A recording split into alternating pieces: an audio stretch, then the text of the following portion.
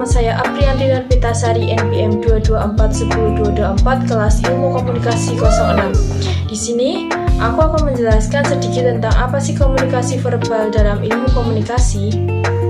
Yang pertama, komunikasi verbal.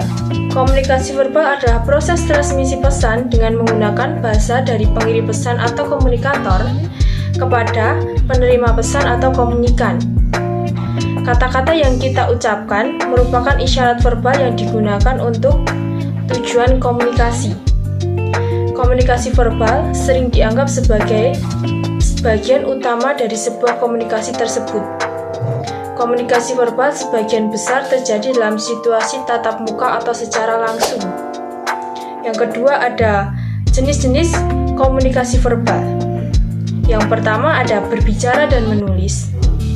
Berbicara adalah jenis komunikasi verbal vokal paling sering digunakan setiap harinya. Sedangkan menulis adalah komunikasi verbal non-vokal karena untuk menyampaikan informasi tersebut kita menggunakan media lain berupa tulisan. Yang kedua ada mendengar dan membaca. Dengan mendengarkan, kita bisa mendapatkan sebuah informasi baru. Begitu dengan membaca. Karena itu, baik membaca maupun mendengarkan merupakan bagian dari komunikasi verbal. Selanjutnya, ada juga karakteristik komunikasi verbal. Yang pertama ada jelas dan ringkas. Yang dimaksud jelas dan ringkas di dalam komunikasi verbal ini berlangsung secara sederhana, pendek, dan langsung. Yang kedua ada intonasi. Intonasi di sini yaitu seorang komunikator mampu mempengaruhi arti pesan melalui nada suara yang dikirimkan. Yang ketiga ada pembendaharaan kata. Penggunaan kata-kata yang mudah dimengerti oleh seseorang akan meningkatkan keberhasilan komunikasi. Komunikasi tidak akan berhasil jika pengirim pesan tidak mampu menerjemahkan kata atau ucapan dari komunikasi tersebut.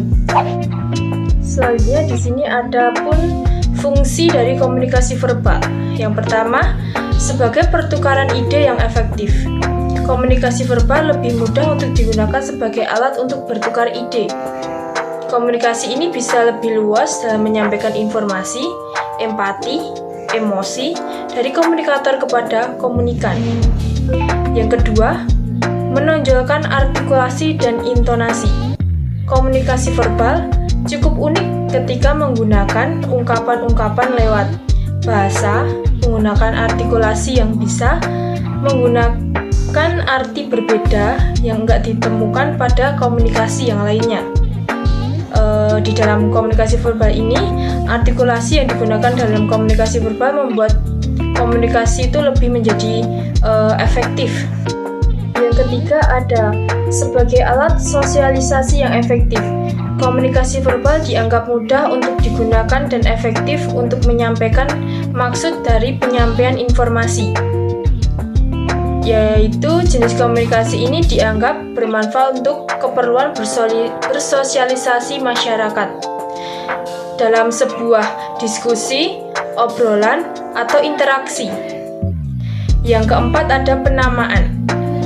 Penamaan bisa memudahkan untuk mengidentifikasi benda, objek, dan tindakan atau orang yang berbeda-beda.